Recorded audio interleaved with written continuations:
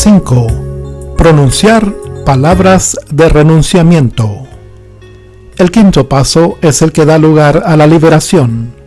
Cuando la persona pronuncia las palabras de renunciamiento, nosotros tomamos la autoridad que tenemos en el nombre de Jesús. Rompemos esas ataduras y echamos a los demonios. No importa si son 2, 3, 10, 20,000, una legión o 2 legiones. Cuando se han roto todas las ataduras y los compromisos que tiene la persona con Satanás, se acabó la acción del enemigo. No hay motivo para que la persona continúe poseída.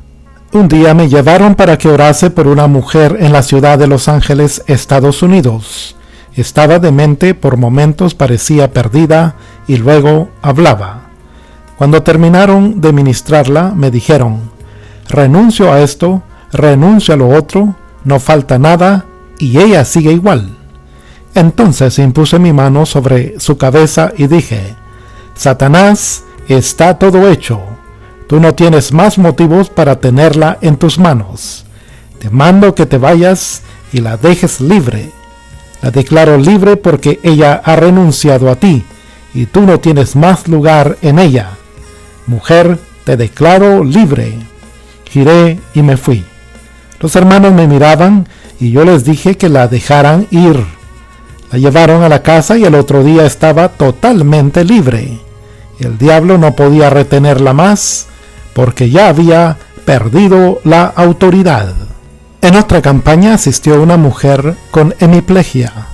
Ella era esposa de un militar en la ciudad de Berisso, Argentina. Esto sucedió durante una de mis primeras campañas. Esa noche reprendí todo espíritu de depresión, de hemiplegia y todo demonio. La mujer cayó al piso y en ese momento escuchó una voz que le decía: me tengo que ir, ya me echaron. Pero en realidad no se había ido. Por la noche, mientras dormía, sintió como que se le despegaba algo del cuerpo y desapareció la hemiplegia que la quejaba. Quiere decir que a veces no se va al instante, pero se tiene que ir. Usted diga: está hecho. Confiese la palabra. Cuando está seguro de que hizo bien todo, que rompió los pactos, que no hay nada oculto, la persona tiene que quedar liberada. Si no es así, se debe a que todavía hay que seguir indagando en su vida. Muchas veces por vergüenza no quieren confesar situaciones o pecados de su pasado, pero finalmente lo dicen. Recuerdo que una vez hice un pacto porque mi esposo se veía con otra mujer y yo fui a un brujo y este me hizo hacer algunos trabajos y me dio esto y yo hice esto otro. Hay que romper los pactos. Cuando se rompen todas las ataduras que lo ligan al diablo, no hay motivo para que esté un segundo más arruinando nuestras vidas y nuestro hogar. Número 6. Dar gracias a Dios por la liberación y pedir la plenitud del Espíritu Santo. El sexto paso es llevar a la persona a que dé gracias a Dios por la liberación y a orar por la plenitud del Espíritu Santo. La razón de esto es la importancia que la casa, el templo, como el mismo Señor dice, esté llena de su presencia. Existen también algunas recomendaciones en cuanto a la administración de liberación. Nunca deben 2 o 3 hombres ministrar a una mujer sola, ni en la iglesia ni en ningún otro sitio. Siempre la administración debe ser mixta. Veamos una situación ejemplificada. ¿Qué sucede si un hombre va con su esposa a la iglesia por primera vez y ella tiene una manifestación demoníaca? La llevan al área de consejería y liberación. Pasados unos minutos el esposo comienza a preocuparse y va en busca de su esposa. Los sugieres lo llevan donde la están ministrando y entonces ve que hay 3 varones alrededor de ella. Uno la está tomando de un brazo, otro del hombro. Al ver esta situación dice: ¿qué es esto? ¿Qué sucede aquí? Es importante que haya también una mujer cuidando el detalle. No es por causa de los líderes ni los consejeros esta recomendación.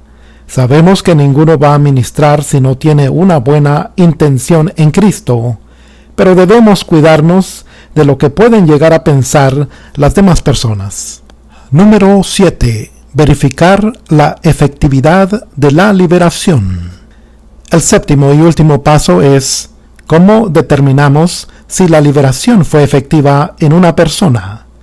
Después de que la persona recibe liberación, notará un relajamiento total, lágrimas de gozo, alegría, cambio de carácter, mirada y dulce y de paz, suspiros profundos. No hay rechazo al nombre de Jesús, sino que lo pronuncia con libertad, confiesa su libertad y declara que se realizó en el nombre de Jesús. Una vez operada la liberación, el grupo debe orar y glorificar el nombre de Jesús, atribuyéndole en forma exclusiva a Él toda la gloria. Todo el desarrollo hasta aquí no son métodos estrictos que marcan una línea de liberación o ministración. Simplemente estos consejos son el resultado de nuestras propias experiencias en este campo a lo largo de tantos años. Por supuesto que cada sección de ministración y consejería debe dirigirla el pastor de cada congregación. Este, mejor que nadie, le dará la guía exacta de los pasos a seguir para trabajar en comunión con el resto de su familia, que es su iglesia. Capítulo 8. El peligro del ocultismo. Yo era un falso maestro. Estudió psicología clínica en la Universidad Nacional de La Plata, Argentina. Hice diversos cursos de especialización en grafología y test proyectivos gráficos. Trabajé durante 9 años en 4 hospitales psiquiátricos en experiencias de rehabilitación de psicóticos y algunas otras disciplinas. Me enseñaron que saber era poder. Codiciaba ser rico en conocimiento para destacarme y sobresalir. Luego de concluir mis estudios en la universidad, decidí que el saber científico era un camino muy limitado y competitivo. En cambio, si me convertía en un maestro en ocultismo, astrología, parapsicología, curanderismo y orientalismo, deslumbraría con los secretos de la oscuridad. Quería ser misterioso, profundo y seductor, una mezcla de psicoterapeuta, gurú y sabio. Me fascinaba lo sobrenatural y lo místico. Finalmente, las personas que se hallaban perdidas cayeron en mi red. Las atrapaban con temas espirituosos, temas ancestrales y esotéricos. Mi vanidad resplandecía. Vivía autoseducido, creyendo que lo sabía todo. Muchos tenían fe en mí, me necesitaban, me seguían y por último caían en una vida como la mía, vacía, pero al parecer ordenada, sin sentido, pero ilusoriamente bien planificada, libertina, pero de aspecto independiente y moderno, una vida odiosa, pero disfrazada de temperamental, temerosa, pero encubierta por una actitud desafiante, amenazante y dispuesta al ataque. Por mucho tiempo trabajé haciendo cartas natales y enseñando astrología no adivinatoria, aplicada a la psicoterapia. Fui instructor de meditación oriental e investigador en temas de ocultismo y parapsicología. Busqué a Dios en todas las religiones orientales y sabidurías más antiguas y no lo encontré. Durante 9 años trabajé en rehabilitación de psicóticos en 4 hospicios: Melchor Romero, Borda, Esteves y Moyano en la ciudad de Buenos Aires. De estos me expulsaron por estar en contra de los tratamientos eléctricos, quirúrgicos y químicos. Entonces comencé a trabajar como psicoterapeuta en mi propia casa. Me presentaba como psicólogo para que no me llamasen curandero. Algunos decían que tenía poderes paranormales. Eso me gustó y les creí. En realidad era un impostor, un ciego guía de ciegos. Investigando por años sobre la verdad y la mentira de los maestros, gurúes, curanderos y adivinos, comprobé que si bien lograba efectos sugestivos o psicosomáticos, ninguno de ellos producía transformaciones de materia, o sea, milagros. Los resultados de sus poderes eran engañosos y aparentes. A mis seguidores les advertía, solo les puedo enseñar lo que encontré en mis búsquedas. Esta sinceridad cautivaba más a las personas. Muchas veces me preguntaban quién era Dios, y yo les respondía, solo lo conozco por cuentos. Respecto al diablo, les decía, a ese sí lo he visto manifestarse en personas, en alguno de mis pacientes. Doy fe que existe. Era sorprendente ver la cantidad de jóvenes que venían a pedirme clases particulares para obtener conocimiento y poder oculto, y ofrecían pagarme más de lo que podían. Les enseñaba a meditar, a realizar transferencias de energía. No tenía un turno libre de cuarentena y 5 minutos en toda la semana, ni siquiera los sábados ni los domingos. Estaba cerca de la cumbre. Mis sueños se hacían realidad. El éxito y la fama ya no estaban lejos. Fue así que a los 37 años la fama, el dinero y el éxito me alcanzaron. En la noche de un viernes a mediados de octubre de 1984, junto a un grupo de amigos psicólogos, estudiantes avanzados y otros profesionales, decidimos investigar lo que sucedía en la campaña del evangelista Carlos Anacondia. Al principio no quería ir, pero mis amigos me llevaron. Fuimos a ver cuáles eran las técnicas o el poder que usaban. Ante la multitud, el evangelista predicaba lleno de fervor en el Espíritu Santo. Nunca antes había visto nada igual.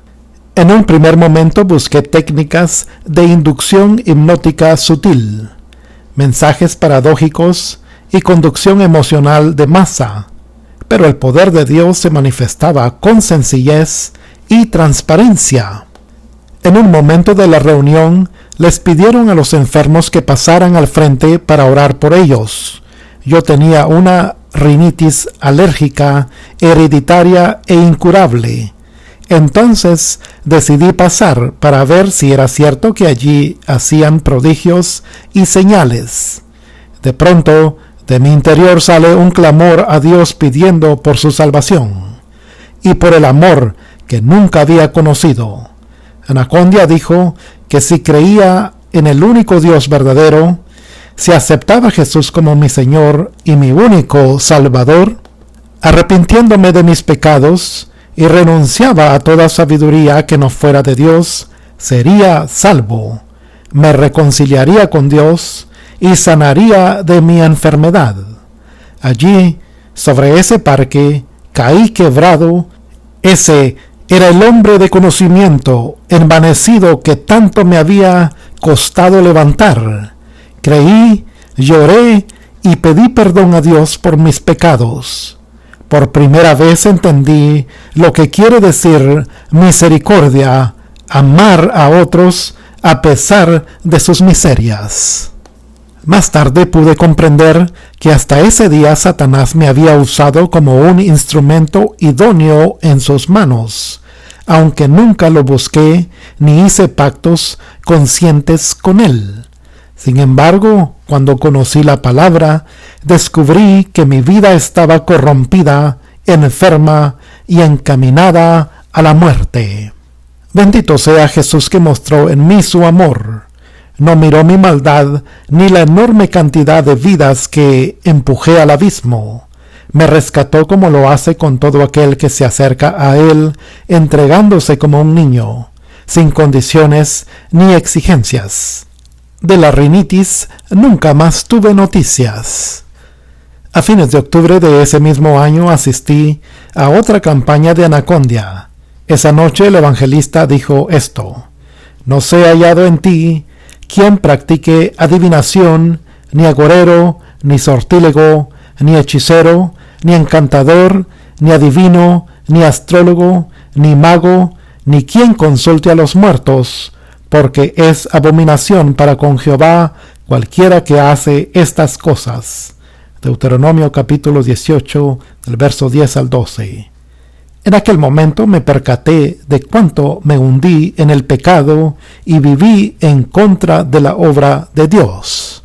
Al día siguiente me desperté de madrugada con náuseas, mareos, estornudos, tos, tenía temblores, calambres, espasmos, etc. Creí que me estaba intoxicando por algún alimento y me sentía morir. Algo me aplastaba contra la cama como si mi cuerpo fuese de plomo. Por mi cabeza pasaban vertiginosamente recuerdos dolorosos y pecados, pero sobre todo mentiras.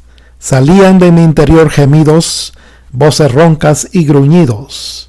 Entonces pensé que se trataba de un ataque de locura. Después de 45 interminables minutos, recordé cuando Anacondia reprendía a los demonios.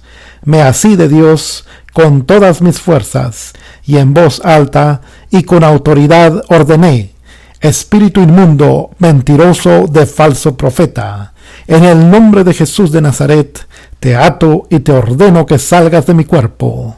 Sal de mi alma, suelta mi espíritu.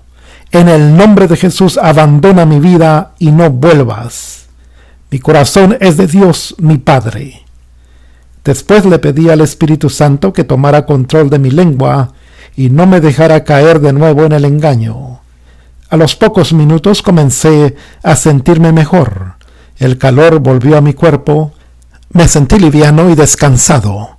Luego me dormí. Al levantarme y salir, un amigo me dijo: ¿qué cara tienes? Tuve una noche difícil, le dije sin muchos deseos de responder.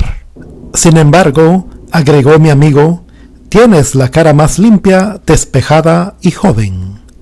Esa misma noche juntos recibimos el bautismo del Espíritu Santo. Detrás de la plataforma, con los brazos en alto, comenzamos a hablar en otras lenguas. Dios me liberó de las potestades de Satanás. Hoy me comprometo a anunciar el Evangelio, salvar a los perdidos y fortalecer a los débiles en la fe, en el nombre de nuestro Señor Jesucristo y para la gloria de Dios. Basilio, Buenos Aires, Argentina. Cuando hablamos de los poderes espirituales de maldad, de liberación demoníaca, de opresiones espirituales y de demonios, nos referimos a todas las potestades diabólicas que rondan en este mundo. Véase Primera de Juan, capítulo 5, verso 19. Aquel que ignora la verdad está expuesto a experimentar muchos peligros. Uno de ellos es el ocultismo.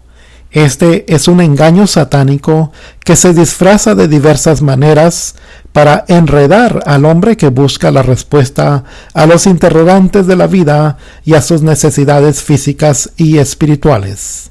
Pero lo más significativo de todo es que en la búsqueda desesperada de estas respuestas recorre caminos equivocados. Una de las causas de este error es que la Iglesia no da respuestas a sus necesidades. De ahí que se entrega a la exploración de lo sobrenatural detrás del ocultismo, la hechicería, la brujería, los maleficios, la idolatría, etc. Las ciencias ocultas no solo hacen estragos en nuestro país, Argentina, sino también en Latinoamérica y en gran parte del planeta. A países que llamamos del primer mundo los atrapan también mediante estos engaños. La palabra de Dios, sin embargo, nos dice que hay caminos que al hombre le parecen derechos, pero que el fin de ellos son caminos de muerte. Se intenta solucionar los problemas de la vida tratando de encontrar ese milagro que sea rápido y eficaz, que no cause trastornos ni preocupaciones y que, por supuesto, no necesite de un compromiso y cambio de vida o actitud, algo mágico. Cuando se habla de buscar a Dios, Muchas personas suelen poner excusas. La verdadera razón es que Dios demanda muchas cosas del hombre, entre otras, santidad y obediencia. Exige respeto de acuerdo a su voluntad. Entonces, es más fácil entregarse a las garras de Satanás, al ocultismo y a cuantas experiencias demoníacas existen actualmente en la tierra. Asimismo, debemos saber que ellos también exigen y exigirán a cambio ciertas cosas que con el correr del tiempo ya no se les podrá negar. Hace algún tiempo leí una revista de esoterismo en la que ofrecían una cruz que, según decían, daría suerte para ganar la lotería. Si compraba esa cruz y no ganaba la lotería, le devolvían el dinero. Pienso que muchos ingenuos habrán creído esa mentira y habrán adquirido esta cruz. También ofrecían una pirámide de la suerte con la que se ganaba dinero y se obtenía salud. Otros anuncios decían: frote la panza de Buda, gane dinero y solucione sus problemas. Otro tipo de cruz para colgar en la puerta de la casa le aseguraría paz, felicidad en el matrimonio y sustento por el resto de su vida. Otra publicidad decía asegurar su porvenir con rituales sagrados de alta magia blanca para cada signo del zodiaco. Estas son las cosas que hoy ofrece el diablo a todos los que buscan soluciones y respuestas por caminos equivocados. Es común que personas con problemas consulten a brujos, hechiceros, magos, astrólogos y adivinos. Se hacen echar las cartas creyendo que van a obtener respuestas de Dios. Quiero que sepa que Dios condena a cualquiera de estos tipos de ocultismo. Sin duda habrá observado que mucha gente adinerada tiene su parapsicólogo personal y privado. En otras palabras, un brujo a domicilio. Algunos presidentes de naciones consultan a sus adivinos antes de tomar determinadas decisiones con relación al país. Esto es muy común. Quieren saber si es acertada su decisión y qué ocurrirá en el futuro. Dios no aprueba ninguna de estas actividades. Es más, las rechaza, puesto que son prácticas totalmente satánicas. Mi consejo es que usted no gaste dinero ni se ponga en enemistad con Dios. Él no está en esos lugares y abomina a quienes practican tales cosas. Quizás se pregunte por qué digo estas cosas. Porque la palabra de Dios en muchos versículos habla sobre el tema. Solo ella nos enseña la voluntad de Dios. Si desea saber sobre el futuro, búsquelo allí. Ella nos enseña qué cosas desea Dios para nuestras vidas. Ahora bien, si ejercita alguna de estas prácticas del ocultismo, aléjese de ellas y acérquese a Dios y a su palabra. Pero para ello también es necesario dejar el pecado, o sea, todo lo que no agrada a Dios. Andemos en luz. Por lo general hacemos muchas cosas indebidas por falta del conocimiento. Tal vez pensamos que hacemos lo bueno y es lógico que así sea, pero la palabra de Dios es clara y ahora que la conocemos debemos actuar a base de ella. Muchas veces en la sencillez de una vida familiar vemos ejemplos claros. La abuela que cura el mal de ojo y el empacho, sin saber que eso es curanderismo. Usted dirá, pero yo lo hago en el nombre de Dios. ¿Alguna vez se ha preguntado en nombre de qué Dios lo hace? Otro claro ejemplo es el que muchos enseñan el 24 de diciembre por la noche al pasar los poderes de padres a hijos, y esto no es de Dios. Si su nieto está empachado, si su hijo tiene problemas, póngale la mano en la frente y diga: Jesús, tócalo y sánalo, y Él lo sanará sin necesidad de que esté haciendo hechizos ni maleficios. Todo esto es ocultismo, brujería, hechicería. Estas costumbres son muy comunes en toda nuestra América Latina. Toda herencia recibida de prácticas de hechicería y brujería debemos abandonarlas en el nombre de Jesús. Ahora que tiene conocimiento, sabe que a Dios no le agrada que practique estas cosas. Dios nos enseña en su palabra cuál es el camino que debemos transitar. Si participaba en estas actividades, ahora pídale perdón a Dios y no lo haga más. Lo más sencillo y frecuente que solemos hacer es buscar solución a los problemas, pero ignoramos cuál es la causa que produjo esta enfermedad o ese dolor que hay en nuestras vidas. Quizás su hogar esté destruido y no sabe por qué. Entonces decide ir a un brujo, a un hechicero, o a un hierbero, o a un macumbero, o a los espiritistas para encontrar una solución. Debemos tener claro algo muy importante. La verdadera causa de su conflicto es el pecado. La rebeldía que tuvimos contra Dios. En primer lugar, tenemos que reconocer que somos pecadores y que necesitamos la misericordia y el favor de Dios para presentarnos ante su presencia y decirle: Señor, ahora estoy limpio por la sangre de Jesús, para poder reclamarle como sus hijos las promesas que nos dejó en la Biblia. Quizás usted piense: pero nunca renegué de Dios. Tal vez sea verdad, en cierta forma, pero la Biblia dice que le dimos la espalda a Dios al hacer lo que no le agradaba a Él. Pecado es todo acto de rebeldía, transgresión y desobediencia a Dios, a sus preceptos y a sus mandamientos. Quiere decir que todos pecamos sin querer, todos los días, haciendo cosas que no agradan a Dios. Pero Él quiere perdonarnos. Jesús dijo que Él no vino a condenar, sino a buscar y a salvar lo que se había perdido. Él desea reconciliarse con usted. Una vez que vuelva a Dios, nunca más se aleje de Él. Nunca más confíe en brujería, en horóscopos, ni en espiritismo. El mundo promete muchas cosas llenas de pecado y maldad y engaña al hombre. No lo permita. Jesús quiere cambiar su vida. No perezca por falta de conocimiento.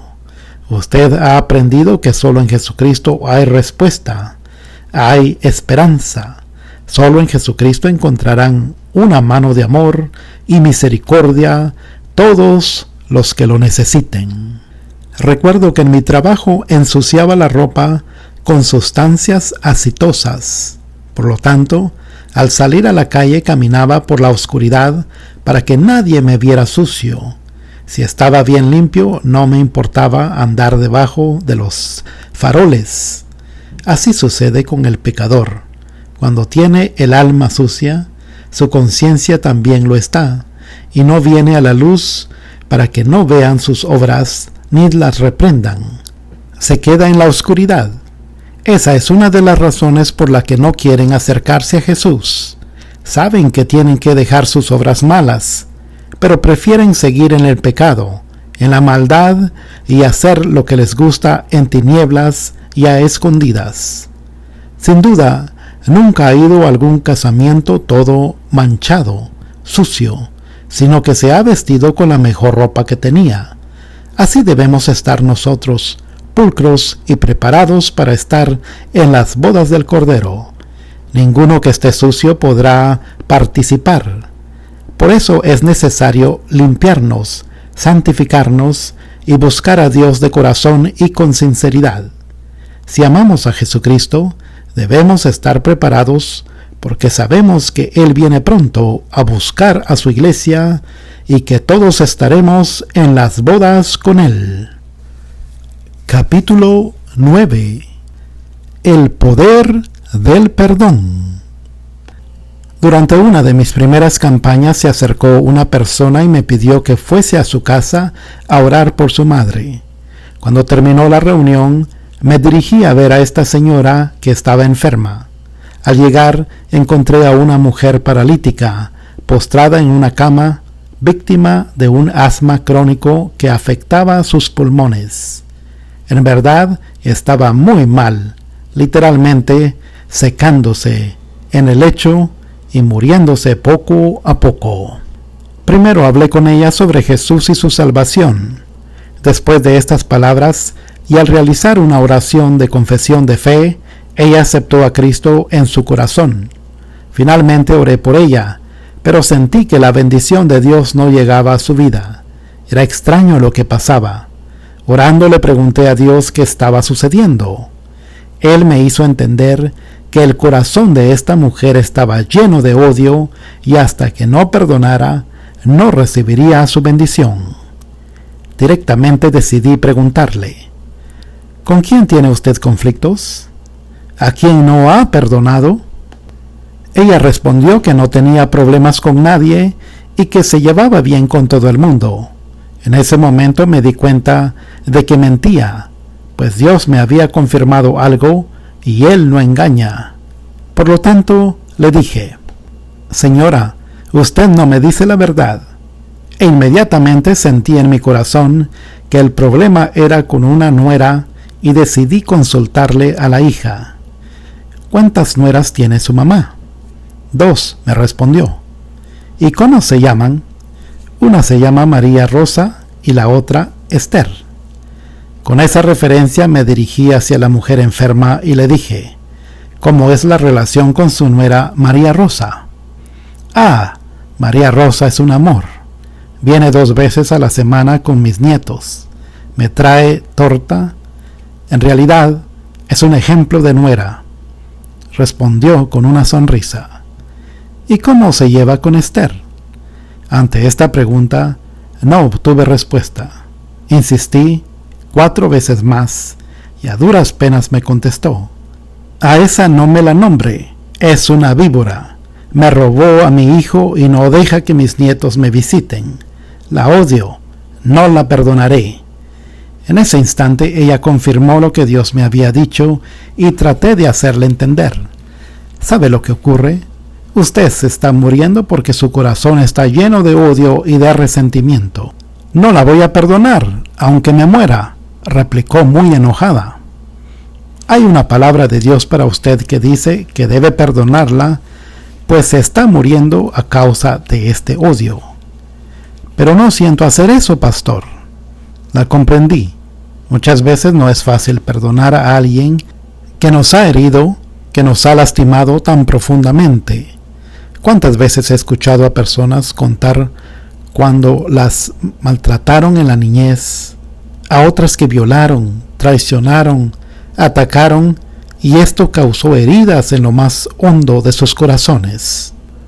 Tal vez todos los que hirieron y lastimaron su ser no merezcan que los perdone, pero mucho más hemos pecado nosotros contra Jesucristo y sin embargo, Él dijo: Padre, perdónalos porque no saben lo que hacen. Lucas capítulo 23, verso 34. Entonces le expliqué a esta mujer que el perdón no es un sentimiento, sino una decisión, que si tendríamos que sentir para perdonar, nunca lo haríamos. Así que traté de ayudarla y oramos juntos. La tomé de la mano y comencé a decirle que repitiera conmigo esta oración: Señor, perdono a Esther. Señor Jesús, perdono a Esther. En realidad tuvo que esforzarse mucho para poder decirlo, pero finalmente lo consiguió. Varias veces repitió: perdono a Esther en el nombre de Jesús. Al hacerlo, lágrimas comenzaron a aparecer en sus ojos. El Espíritu Santo había entrado en ese corazón duro y lo estaba ablandando. Mientras lloraba, me dijo: siento como si algo hubiera salido de mi pecho y quedé libre. ¿Ya perdonó a Esther?, le pregunté. Sí, ya la perdoné, me respondió. Pasado este episodio, el milagro de sanidad comenzó a cumplirse en esta mujer. Después de no haber podido caminar durante 3 años, se levantó de la cama y dio nuevamente pasos. Todos los allí presentes presenciaron el verdadero poder del perdón. Así como nosotros perdonamos. Y perdona nuestras deudas, como también nosotros perdonamos a nuestros deudores. Porque si perdonáis a los hombres sus ofensas, os perdonará también a vosotros vuestro Padre Celestial. Mas si no perdonáis a los hombres sus ofensas, tampoco vuestro Padre os perdonará vuestras ofensas. Mateo capítulo 6, 12, 14 y 15. Estos versículos que encontramos en el Evangelio de Mateo nos enseñan cuáles son las leyes espirituales de Dios para que los hombres accedan a sus bondades y misericordias. Muchas veces no podemos obtener los beneficios de Dios, o tal vez pedimos y no hallamos respuesta. Esto se debe a que fallamos a los principios espirituales que Él nos dejó en su palabra. Analicemos con mayor profundidad este legado de Dios para que sus múltiples beneficios puedan ser reales en nuestras vidas. Creo que la oración del Padre Nuestro es la más conocida y repetida en la tierra, pero también la menos cumplida. Veamos la primera parte. Perdona nuestras deudas. La Biblia nos revela que somos deudores y nuestra deuda es con Dios. Ahora bien, ¿cuál es el precio que Dios le puso a esta deuda contraída? ¿La podemos pagar con dinero? Debemos tener muy claro que Dios dijo que la paga del pecado es muerte. Él le puso precio al alma del hombre, y si pudiésemos reunir el dinero suficiente para pagarlo, lo haríamos.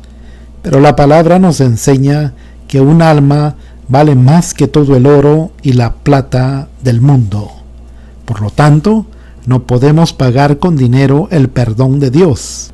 Aunque muchos creen que esto es posible y dejan sus fortunas a instituciones religiosas a cambio de que recen por sus almas. Quiero asegurarles que Dios no es comerciante para que le paguemos por su perdón o por el sacrificio de Jesús en la cruz. Así que el hombre tendrá que pagar con su vida la rebelión y la desobediencia para con él, o sea, que el precio del pecado es la muerte. Pero cuando Dios vio que toda la humanidad estaba en camino de perdición y que todos debían de morir, envió a Jesús a la tierra, sin mancha y sin pecado, para que aquel que cree en la justicia de Cristo no se pierda, y ya no reciba la muerte, sino la vida. No lo envió a condenar al mundo, sino para que el mundo se salve por él. Así como por un hombre, Adán, que pecó, entró la maldición y la muerte, por Jesucristo entró la vida y la bendición. Cuando Jesús murió en la cruz, concluyó el plan y el propósito perfecto de Dios para el hombre. En esa situación Él dijo: consumado es. Todos lo ven crucificado, pero pocos saben que allí Él consumó el pago de la deuda que la humanidad tenía con Dios. Por lo tanto, Cristo es nuestro mediador. Cuando lleguemos al cielo, llevaremos un recibo espiritual que Él nos entrega al aceptarlo en nuestro corazón. ¿Saben qué dice mi recibo?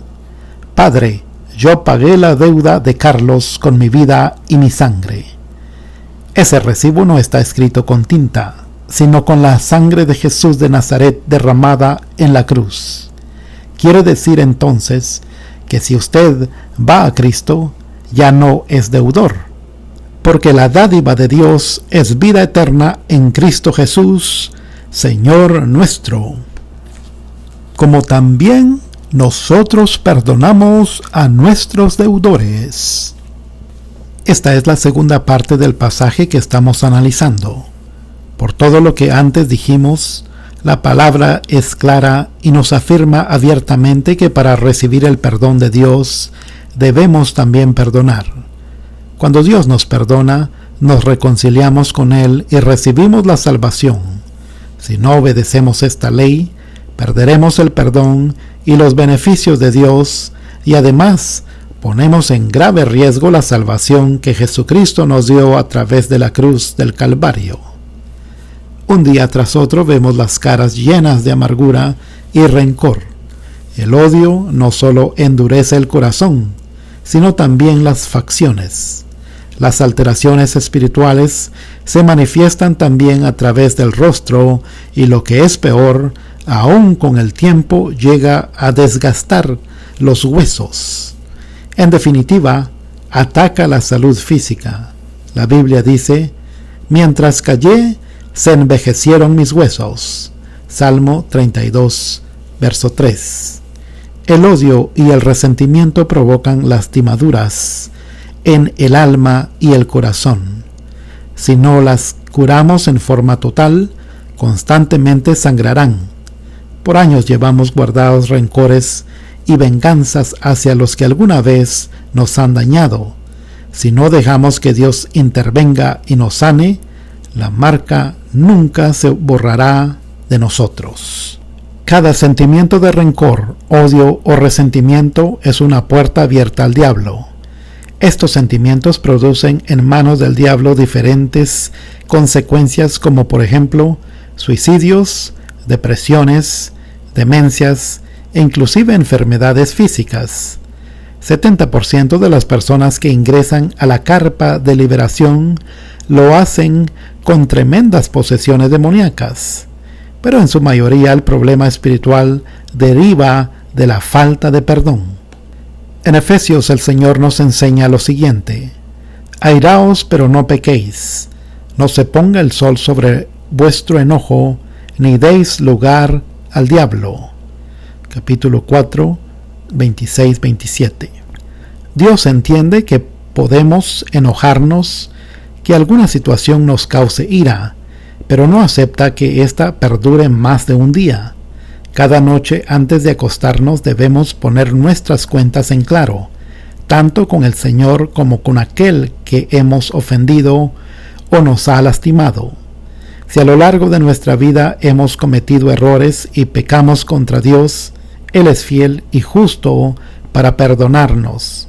Él nos dice: y nunca más me acordaré de sus pecados y transgresiones. Hebreos capítulo 10, verso 17. Muchas personas, incluso cristianas, no aceptan todavía la real importancia del perdón. Sin embargo, para Dios, aborrecer a un hermano es un homicidio. El que aborrece a su hermano es homicida, y ningún homicida tiene vida eterna en él. Primera de Juan capítulo 3, verso 15. ¿Puede entender ahora lo que le estoy hablando? Dios nos enseña que aquel que dice estar en luz y aborrece a su hermano todavía está en tinieblas. Primera de Juan capítulo 2, verso 9 al 11. Pero también dice que si amamos a nuestros hermanos, permanecemos en luz, y allí no hay tropiezo. Lea bien, querido hermano, esto no lo digo yo, sino Dios. De Primera de Juan, capítulo 4, 20, aprendemos que si amamos a Dios, pero a la vez aborrecemos a nuestro hermano, somos mentirosos. Porque si a nuestro hermano que lo podemos ver no lo amamos, ¿cómo vamos a amar a Dios a quien no hemos visto? De ahí que el mandamiento que tenemos sea este: el que ama a Dios, ame también a su hermano. Primera de Juan capítulo 4, verso 21. En repetidas oportunidades he hablado con personas que no se perdonaban a causa de malas decisiones, situaciones pasadas o errores cometidos en la vida. También encontré otras que con resentimiento hacia Dios porque creían que Él le había castigado o había permitido que se enfermaran. El apóstol Pablo nos dice lo siguiente con respecto al perdón: si algo he perdonado, por vosotros lo he hecho en presencia de Cristo, para que Satanás no gane ventaja alguna sobre nosotros, pues no ignoramos sus maquinaciones. Segunda de Corintios capítulo 2, versos 10 y 11. Si los que tienen heridas y raíces de amargura en sus corazones no cumplen en primer lugar con la ley espiritual del perdón, le dan ventaja al diablo y le abren una puerta a sus maquinaciones. Todas estas son trabas y luchas que Satanás pone en la vida de quienes aún no han entregado todo al Señor, inclusive el odio y el rencor. Sabemos que Satanás es aquel que vino a robar, matar y destruir, y que en estos últimos tiempos ha lanzado millones de demonios para enemistar a los hombres. Ha logrado enfrentar a padres e hijos, esposos y esposas, suegras y nueras, amigos contra amigos y vecinos contra vecinos, porque sabe que si no perdonamos y nos enfrentamos con otros, frenaremos la bendición de Dios. El apóstol Pablo nos enseña en Romanos capítulo 5, versos 10 y 11, que si siendo enemigos fuimos reconciliados con Dios por la muerte de su Hijo, mucho más, estando reconciliados, seremos salvos por su vida. Y no solo esto, sino que también nos gloriamos en Dios por el Señor nuestro Jesucristo, por quien hemos recibido ahora la reconciliación.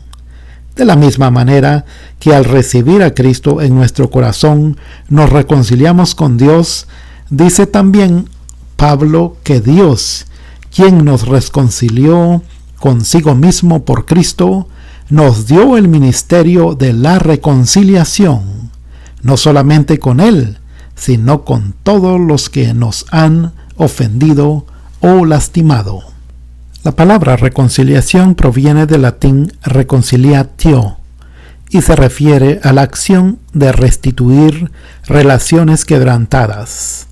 A su vez se traduce a la voz griega katallage, que significa cambiar por completo.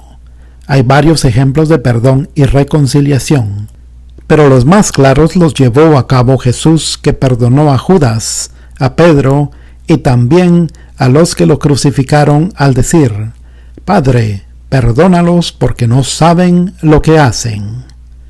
El mismo Espíritu Santo que ungió a Cristo es el que hoy está morando en nosotros. Cuando predico acerca del perdón, en varias ocasiones veo personas gritar: Señor, perdono. En ese instante recibe el milagro que con tanto anhelo y fe piden y son llenas del Espíritu Santo. Esto lo podemos ejemplificar de la siguiente manera. Si quiere llenar una botella con agua, pero la sumerge con el tapón puesto, puede pasar horas y horas que no entrará ni una gota de líquido. Debe sacar ese tapón y la botella se llenará. Lo mismo sucede en nuestras vidas. Usted debe perdonar. Saque ese tapón que no deja que el Espíritu de Dios fluya con libertad en su vida. En 1994 me invitaron a la conferencia anual de las asambleas dinamarquesas y prediqué sobre el poder del perdón. Ese día me llamó mucho la atención una joven que, apoyado en sus muletas, se acercó al altar y llorando gritaba: «Perdono a mi padre, Señor, lo perdono». Unos instantes después veo que arroja sus muletas al suelo y sube corriendo a la plataforma a dar testimonio. Dios la había sanado. Si su hermano ha pecado contra usted, debe soportar y perdonarlo. Debemos entender que con la misma medida que medimos seremos medidos. En Marcos capítulo 11, verso 25 dice: «Y cuando estéis orando, perdonad». El secreto está en lo que confesamos. Tal vez no podamos ir a ver a la persona con quien tuvimos problemas porque ya murió o viva lejos, pero sí podemos confesar ante Dios nuestro perdón pronunciando el nombre de esa persona. Por ejemplo, podemos decir: «Señor, perdono a Juan». Tanto Dios como el mismo diablo lo están escuchando. El Espíritu Santo llenará su corazón de amor y cicatrizará toda herida. Entonces el diablo verá que usted está en obediencia con Dios y habrá perdido la posibilidad de atormentar su vida. El Señor perdonó la traición de Judas, la negación de Pedro, a los que lo crucificaron, y también pudo perdonar todos sus pecados y los míos. Reflexione y medite en estas palabras. Pídale al Espíritu Santo que ministre su vida, que navegue por esos recónditos lugares del corazón que ni aún usted hoy recuerda, y que traiga a su memoria todas las heridas que por años quiso tapar y esconder hasta intentar olvidarlas. Es su decisión. No espere más. La falta de perdón frena los beneficios de Dios. Decídase a restituir las relaciones quebrantadas por completo en su corazón, y entonces será lleno de las bendiciones de nuestro glorioso Señor. Cuarta parte. Hablarán nuevas lenguas. Capítulo 10. El bautismo en el Espíritu Santo. ¿Quién puede cambiar la vida de las personas? No existe hombre que pueda lograr por sí mismo un cambio radical en su vida y que ese cambio permanezca. Se pueden llegar a modificar algunos hábitos de vida, pero con el tiempo se vuelve a caer y a reincidir. Solo el Espíritu Santo puede transformar las vidas y hacer que esos cambios perduren. Por muchos años creímos que el Espíritu Santo vendría sobre la vida de una persona únicamente si vivía en santidad. Meditando al respecto entendí que el Espíritu Santo es el que santifica las vidas. Para ser lleno y bautizado necesito que el Espíritu Santo venga sobre mi vida. ¿Cómo voy a lograr ser santo si Él no está en mí? Tantas veces intenté cambiar y no pude, pero lo logré cuando conocí al Señor y el Espíritu Santo comenzó a obrar en mi vida. Es necesario tener al Consolador en nosotros para alcanzar la santidad y luego recibir su plenitud.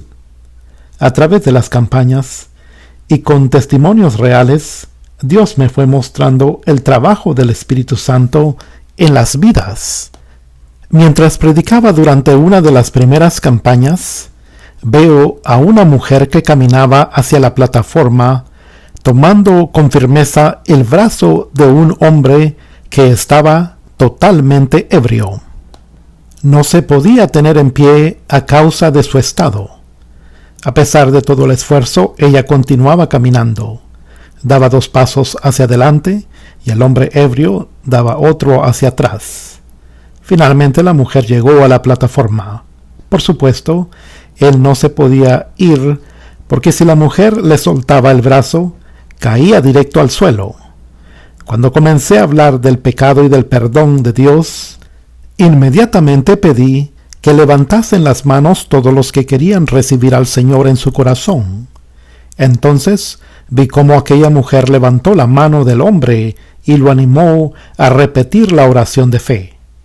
Al ver esto pensé que esa señora era una cristiana que tenía al esposo alcohólico y la única manera de traerlo a la campaña era en ese estado para que pudiera escuchar la palabra y no se fuera.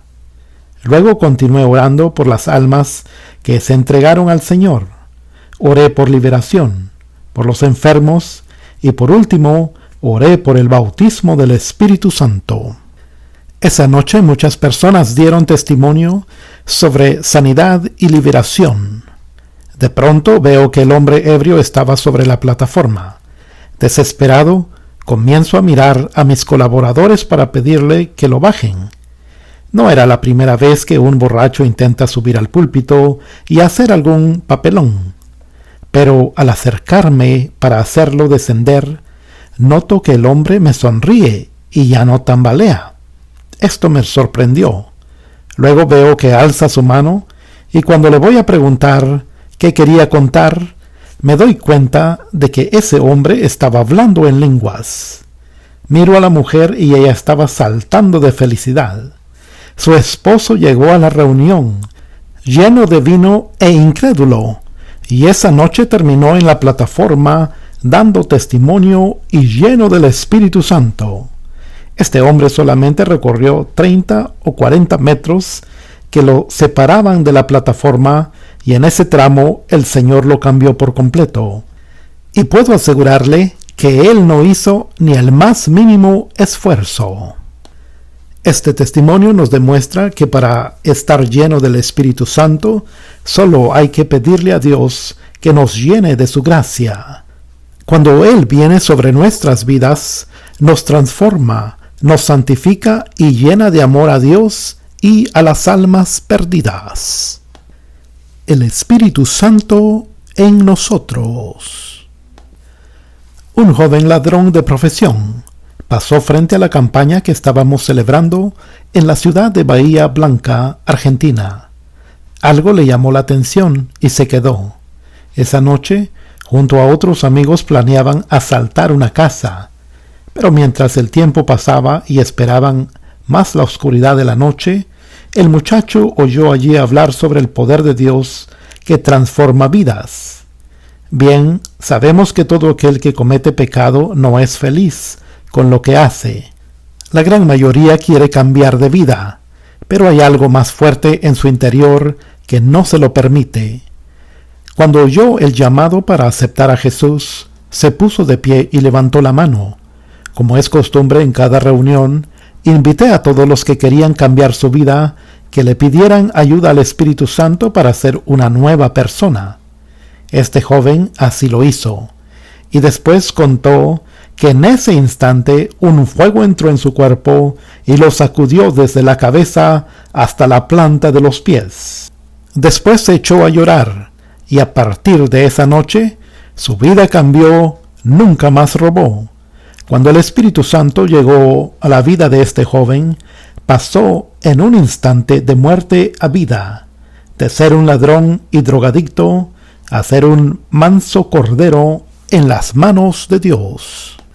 El Espíritu Santo cumple diversas tareas entre nosotros, como por ejemplo, ayudar a su iglesia, santificar, purificar, enseñarnos a amar a Dios, enseñarnos a orar. Cuando un hombre rinde su vida a Dios, es lleno del Espíritu Santo y es uno con Él. Pero el que se une al Señor, un espíritu es con Él. 1 Corintios capítulo 6, verso 17. A través de este Espíritu que vive en nosotros, tenemos luz y guía para entender muchas cosas que antes no entendíamos ni discerníamos.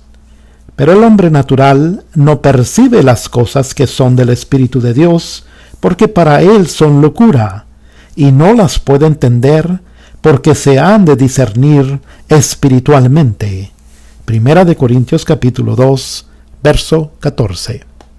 Ahora, ¿cómo puede haber cristianos que viven de fracaso en fracaso y de debilidad en debilidad, viviendo una mediocridad espiritual, si está en ellos el Espíritu Santo que los llenó desde el día de conversión?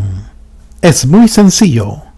Todo depende del lugar que la persona le dé al Espíritu en su vida. Él quiere todo de mí, pero solo tomará lo que yo, de mi propia voluntad, le doy. Cuando una persona está llena del Espíritu Santo, la podemos medir por los frutos. Pudo estar lleno de Dios, haber recibido el Espíritu Santo y su bautismo, pero en el transcurso de su vida quizás se debilitó y fue perdiendo esa plenitud. Dios me puede llenar del Espíritu Santo en un segundo, pero luego dependerá de mí mantenerlo. Conozco muchas personas que han estado llenas del Espíritu Santo durante un tiempo, pero después declinaron. También conozco a otras que tuvieron un bautismo muy sencillo, pero lo han atesorado y lo han cuidado, lo han practicado y mantenido activo y vivo en sus vidas. Con solo mirarlos nos damos cuenta que están llenos del Espíritu de Dios. Cuando se encuentran en medio de la lucha y la prueba, están igualmente gozosos. Cuando hay peligro de muerte, están firmes. El que tiene el Espíritu Santo en sus vidas es aquel que confía plenamente en Dios y no teme y demuestra con hechos su plenitud. Cuando recibí el bautismo del Espíritu Santo fue de una manera explosiva e increíble, pero después tuve que luchar fuertemente para mantenerlo. La noche que el Espíritu Santo me bautizó marcó con fuerza mi vida y ministerio. En una reunión con el evangelista Manuel Ruiz, comenzamos a orar y alabar a Dios. En cuestión de minutos, la mayoría de los allí reunidos comenzaron a hablar en nuevas lenguas. María, mi esposa, parecía un ángel. Cantaba y hablaba en nuevas lenguas con mucha fluidez. En ese instante me di cuenta que todos estaban recibiendo el bautismo excepto yo. Desde lo más profundo de mi alma deseaba recibir el mismo bautismo que experimentaban los que me rodeaban. Comencé a clamar a Dios diciéndole con todo mi corazón: Señor, bautízame o me muero. Hacía solo una semana que había conocido a Dios y ya estaba teniendo estas vivencias indescriptibles con el Señor. Mientras clamaba con toda mi alma por ese bautismo, un rayo del cielo cayó sobre mi vida. Era el poder de Dios que me desplomó en el piso de aquella sala y así comencé a hablar en nuevas lenguas. Un idioma tras otro venía a mi boca. Durante toda esa noche hablé en otras lenguas. Al día siguiente estaba totalmente afónico. Mi voz nunca volvió a ser la misma desde esa noche, pero allí el Señor me dio una visión. Me veía en un estadio de 3 pisos hablándole a unas 150,000 personas y les gritaba fuerte intentando explicarles lo que me estaba sucediendo, el bautismo del Espíritu Santo. Por eso grité 1 hora y media hablando en lenguas. Esa fue mi experiencia personal con el bautismo en lenguas. Por supuesto, en estos momentos ignoraba que Dios me estaba dando una visión sobre lo que luego sería mi llamado a predicar el Evangelio. Esa noche los vecinos me escucharon gritar, hablando en idiomas diferentes durante algunas horas. Pero supongo que aún les habrá llamado más la atención verme saludarlos al día siguiente. Como ya les conté, en los primeros capítulos, era un hombre de negocios muy importante y mi vida giraba únicamente alrededor de mi empresa y mi familia. Aunque por muchos años viví en la misma casa, nunca me detuve a saludar a mis vecinos. Esa mañana, varios de ellos estaban en la vereda conversando.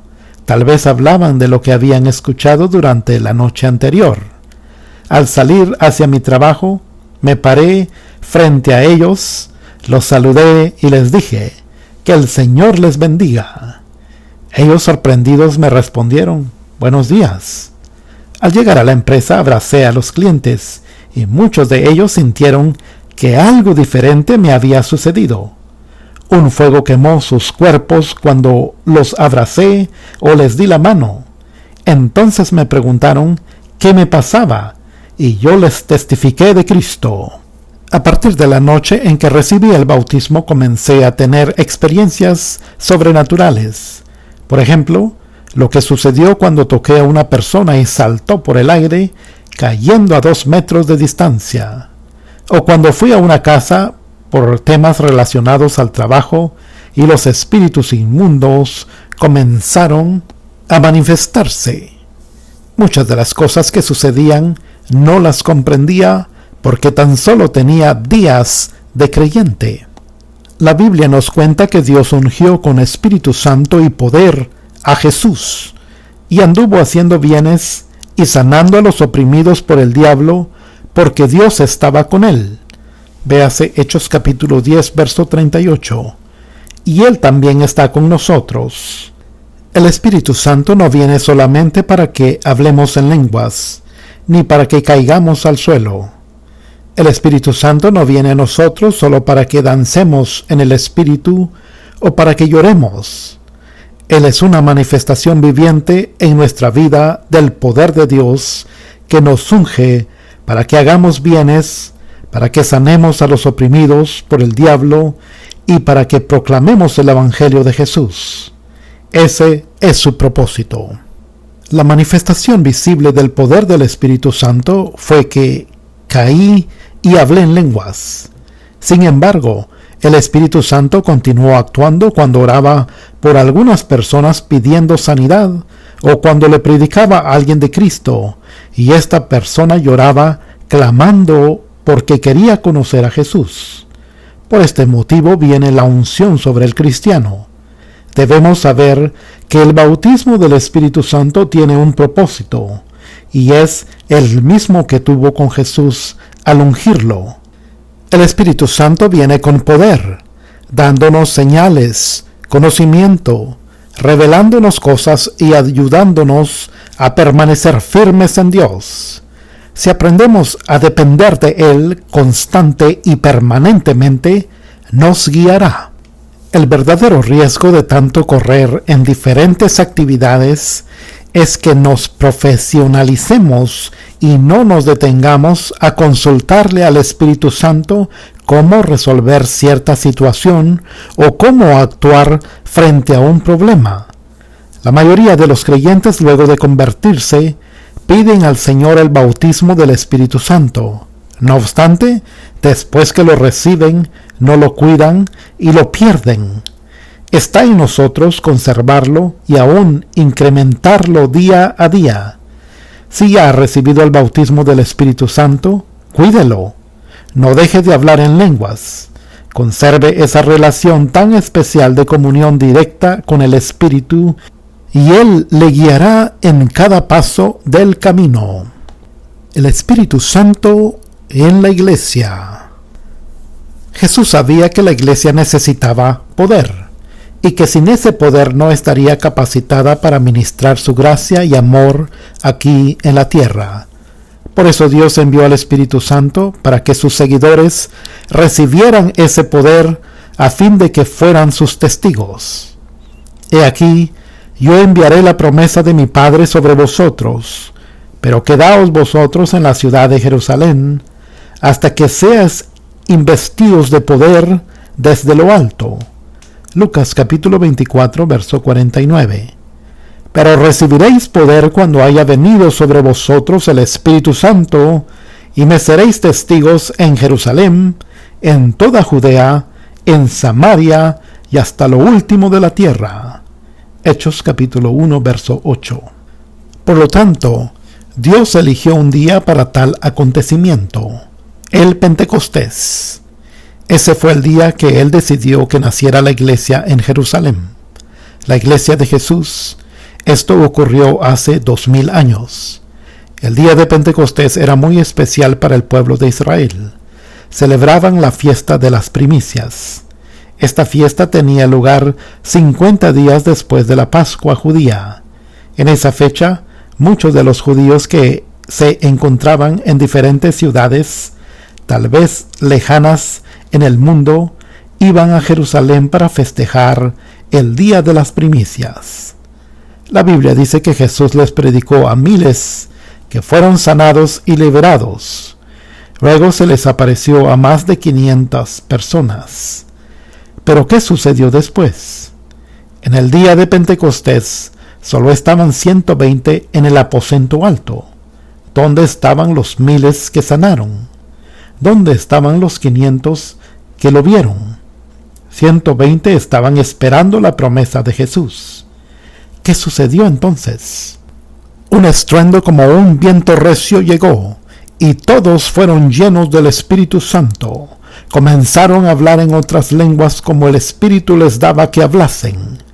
Ese fue el día que Dios dispuso para que la iglesia naciese, comenzara a actuar con poder. El Espíritu Santo vino a capacitar a la iglesia para que realizara obras en la tierra. Gran alboroto se armó. Toda la ciudad se conmocionó. 120 hombres que recibieron el poder de Dios paralizaron una ciudad. Los doctos observaban que aquellos hombres que nunca habían estudiado idiomas ahora hablaban en otras lenguas, aunque no faltó quien dijera que estaban borrachos. Imagínese esta escena. Ahí estaban los 120 con sus manos levantadas hablando en diferentes idiomas, gozosos, aplaudiendo, tal vez saltando y hasta danzando.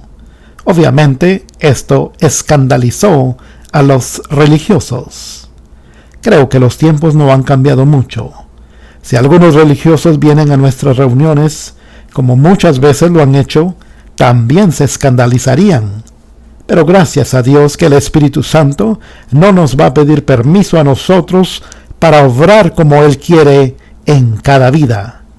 Recuerdo la campaña en Córdoba, una ciudad considerada culta.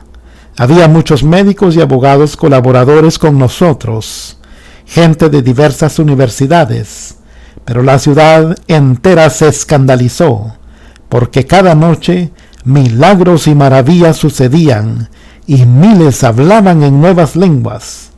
Lo sobresaliente fue que en esa campaña se convirtieron a Jesucristo más de 85,000 almas. Bendito el escándalo de Dios. Ese día de Pentecostés se alborotó la ciudad. Muchos religiosos quisieron detener eso, y allí se paró Pedro, aquel que negó a Jesús, ese que tuvo miedo y pronunció su primer discurso evangelístico diciendo: estos no están ebrios como vosotros suponéis, puesto que es la hora tercera del día, las 9 de la mañana.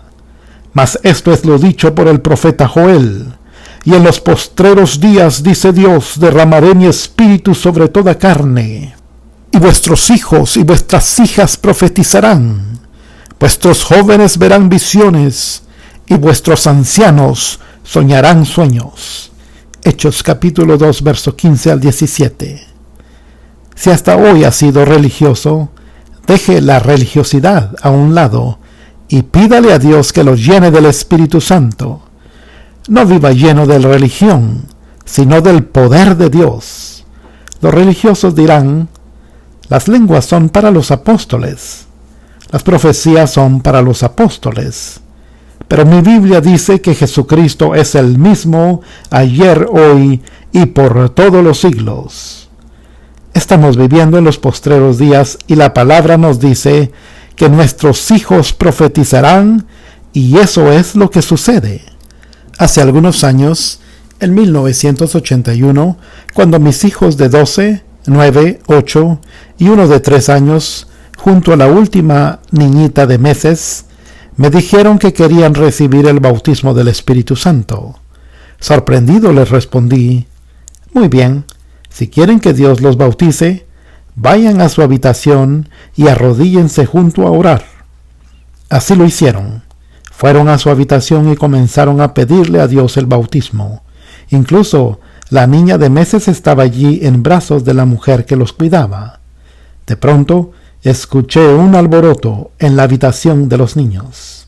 Entonces le dije a María, mi esposa: vamos a ver a los niños porque Dios los está visitando. Cuando entramos al cuarto, la señora que los cuidaba temblaba. Tenía tan solo días de creyente y ya estaba hablando en nuevas lenguas y profetizando. Mi hija mayor estaba en el suelo profetizando. El resto de los niños estaban hablando en lenguas.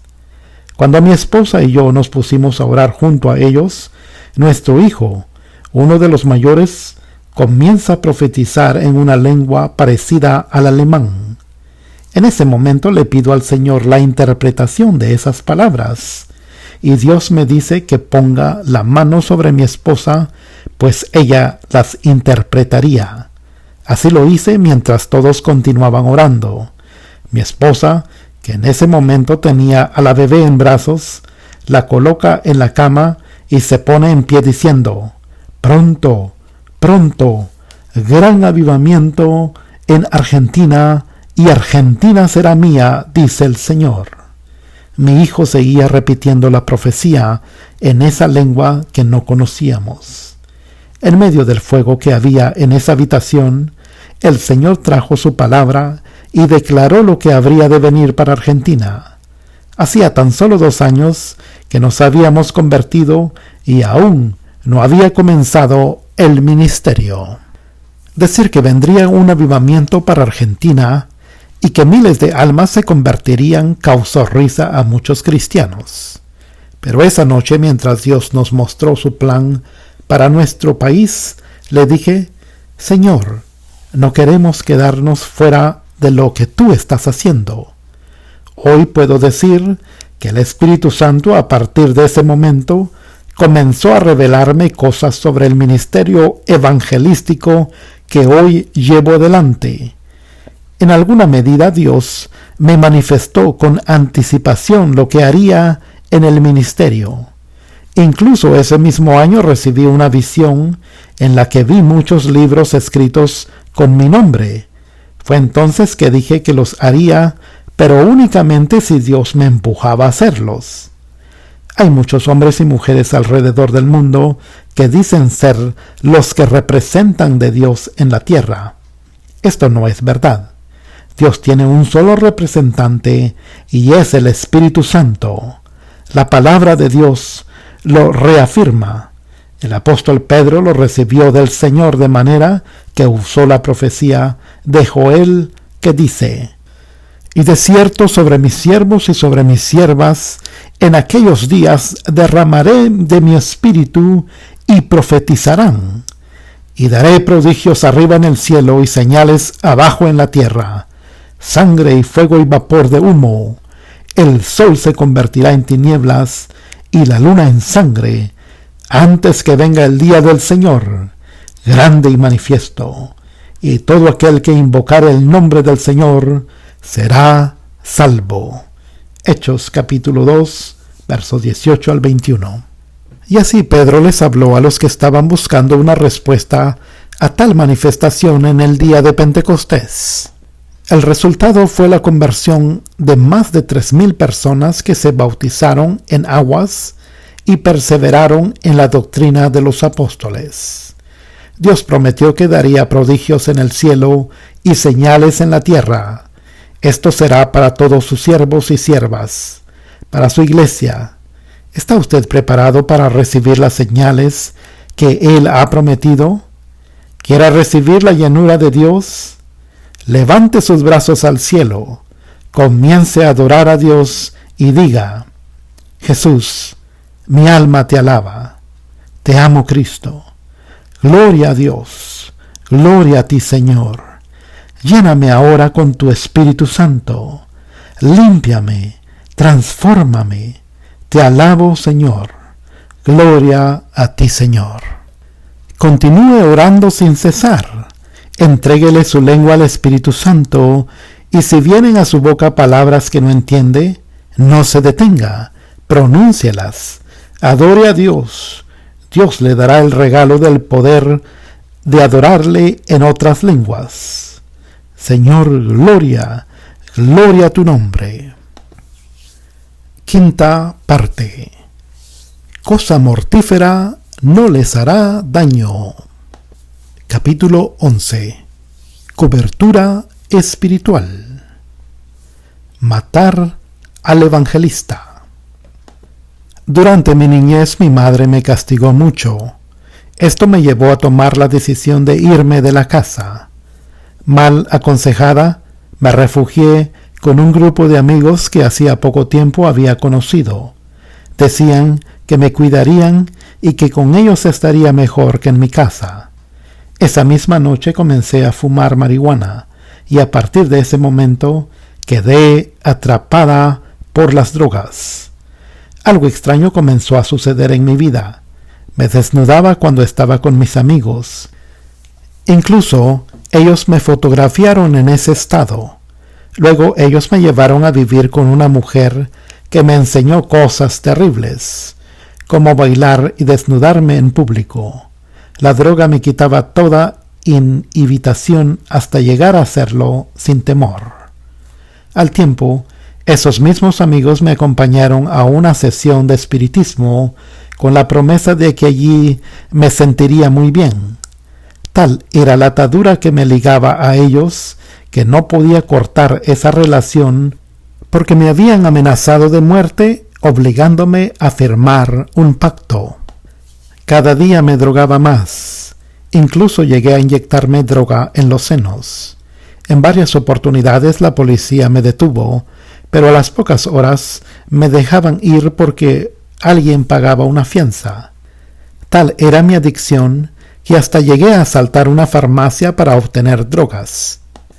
Cierto día asistí a un recital de un famoso cantante de rock nacional. Esa misma noche algo me atrapó de ese hombre al punto de tenerlo por ídolo en mi vida.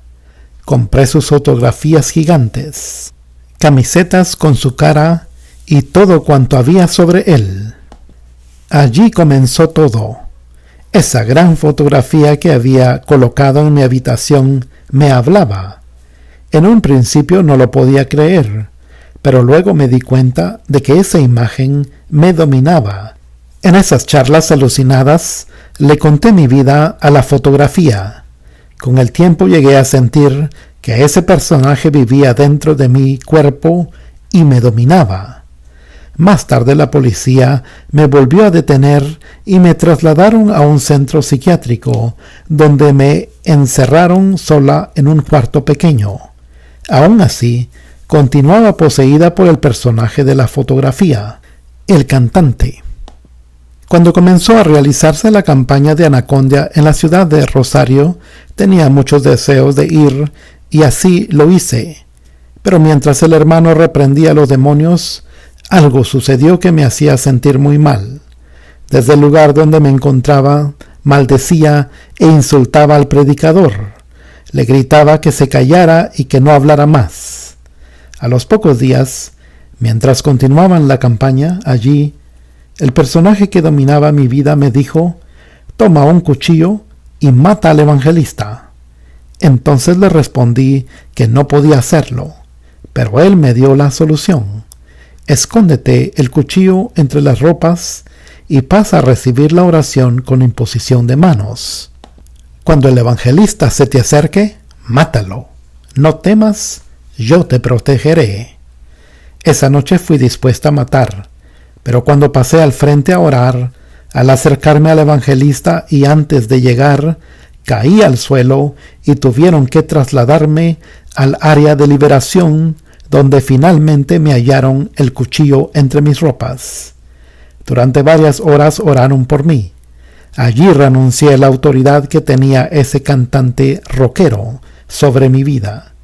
Pedí perdón a Dios, pues traficaba drogas y había cometido también diversos delitos.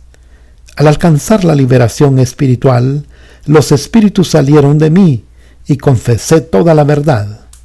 Cuando finalizó la reunión, el hermano Carlos vino a orar por mí. Durante la oración de liberación, anoté en un papel todo lo que los espíritus me decían. Entre otras cosas había escrito: «Anacondia, los espíritus te odian». También los demonios me hicieron dibujar un cajón de muertos con el hermano Anacondia dentro, junto a otra frase que decía: «Muerte al evangelista». Hoy estoy completamente libre y me congrego en una iglesia de la ciudad junto a mi familia. Ana, ciudad de Rosario, Argentina. En la campaña de San Martín, la última noche de reunión, había más de 100,000 personas. Mientras subía a la plataforma para orar por los que tenían necesidad, un colaborador me dijo: «No suba, Carlos, no suba, no lo haga». «¿Por qué? ¿Qué sucede?», le pregunté sorprendido. Los encargados de la seguridad nos dijeron que en medio de todas estas personas que están esperando recibir la oración, se mezclaron varios hombres armados dispuestos a dispararle cuando usted suba a la plataforma. «No se preocupe», le dije. «Tengo que orar por los enfermos, ellos lo necesitan. Esa es mi misión. Así quiere Dios que lo haga. Algo sucederá con esos hombres. Subiré a la plataforma para orar por las personas que trajo el Señor Jesucristo. Si Él quiere que ore por ellas, me va a cuidar. En 5 minutos esos hombres irán pataleando para la carpa».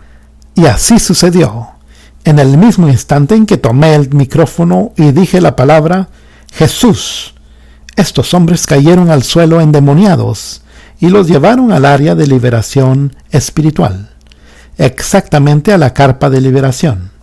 Allí confesaron que habían estado persiguiéndome para matarme. Un hombre vestido de blanco, un sacerdote de la magia negra, les pagó y facilitó las armas y los vehículos para lograrlo. Pero el Señor nos dio poder para pisarle la cabeza al diablo. No creemos en un Dios de yeso ni de cartón, sino en un Dios vivo. Esta y cada una de las experiencias por las que Dios me ha llevado confirman cada vez más que Él obra en forma sobrenatural y diferente. Una de estas formas es la cobertura espiritual que personalmente he vivido y que cada día certifico. Dios promete que, como parte de las señales que seguirán a los que creen, está la promesa de protección y cobertura, tanto espiritual como física, a sus hijos. La palabra nos dice: tomarán en las manos serpientes, y si bebieren cosa mortífera, no les hará daño. Marcos capítulo 16, verso 18. Imagino que en los tiempos en que se escribió este pasaje, no se utilizaban armas de fuego para matar, pero sí el veneno de las serpientes. Esta era la forma más sencilla y certera de asesinar a una persona, incluso sin dejar rastros para saber quién lo hizo. Por supuesto, la efectividad de tal veneno se debía a que en aquel entonces no existía antídoto. Tanto lo que tome en nuestras manos como un ejemplo de lo exterior, o lo que entre a nuestro cuerpo, no tendrá efecto si contamos con la protección de Dios.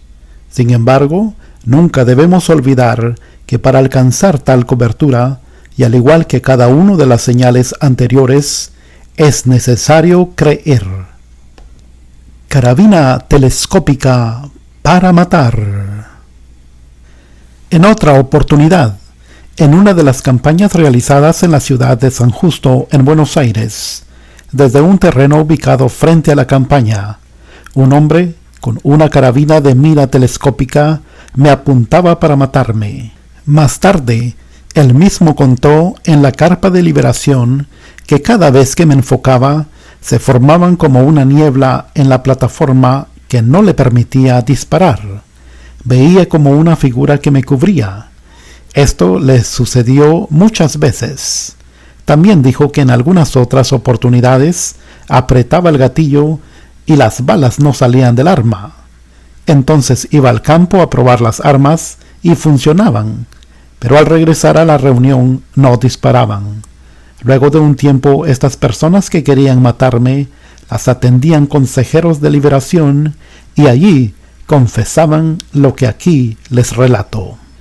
Esto es lo que sucedía y aún sucede en las diversas reuniones donde participo en todo el país y el exterior. Podemos entender también que quienes se comprometan en cumplir con la gran comisión, que oran por los enfermos, que ejercen autoridad para echar demonios, tendrán ataques que intentan destruir sus vidas.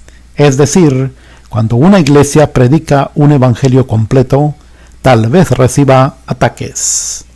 Los ángeles me rodean. La Biblia dice claramente: el ángel de Jehová acampa alrededor de los que le temen. Salmo 34, verso 7. En varias oportunidades, muchas de las personas que se acercaron a nuestras campañas me comentaban que al llegar al lugar vieron en el púlpito ángeles que me rodeaban. Y aún no eran creyentes, pero igualmente lo vieron. Estas son las señales sobrenaturales de Dios. Siempre le pido al Señor que envíe legiones de ángeles para que me rodeen. Si ellos ayudaron a los profetas, hoy pueden hacerlo con nosotros. Los ángeles son muy importantes en la tarea de la evangelización. En una oportunidad, al final de la campaña en la ciudad de Mar del Plata, organizamos otra en un galpón en Buenos Aires, un lugar cerrado pero muy grande. Esta campaña duraría 3 días. En el momento que comienzo a predicar, siento que caen piedras sobre el techo de aquel lugar. Interrumpí el mensaje y dije delante de todos los asistentes: la persona que está tirando piedras, antes que finalice la campaña, estará aquí delante pidiéndole perdón a Dios y entregándose a Jesucristo. Y continué con el mensaje.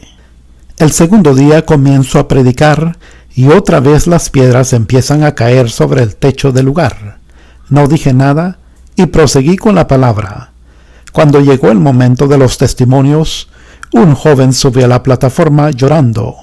Había venido a contar su experiencia y dijo: yo era el que tiraba las piedras en el techo cada día y no puedo creer lo que me sucedió. Tomé una piedra muy grande para tirarla al techo Mi intención era que traspasase el techo y lo dañara a usted porque quería matarlo. Cuando voy a tirar esa piedra, se me paralizó la mano. Se me aflojaron los dedos y la piedra cayó de mi mano. Pero no solo eso me sucedió. Sentí 2 manos en la espalda que me empujaron y del impulso avancé casi 1,5 metros hacia adelante. Me di vuelta y no vi a nadie. Nuevamente sentí otro empujón y al mirar tampoco vi a nadie. Así que me trajeron a empujones hasta la puerta de este lugar.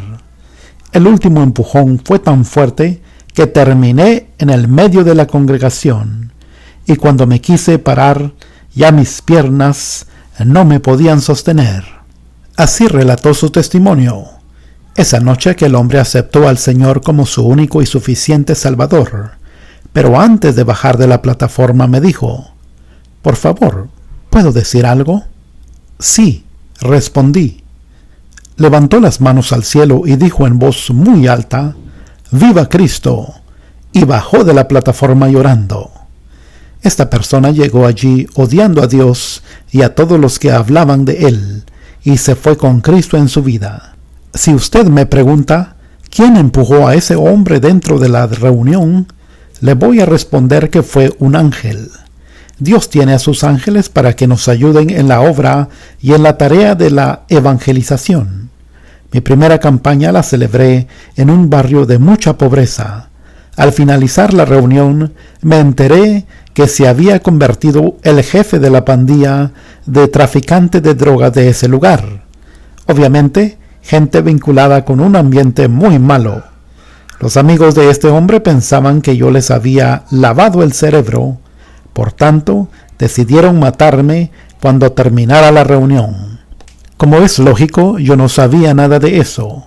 Al finalizar el culto, subí junto a mi familia al automóvil y salí despacio por la calle de la iglesia para regresar a mi hogar. En la puerta del templo, unos hermanos, quienes luego me contaron lo sucedido, se despedían de nosotros agitando las manos.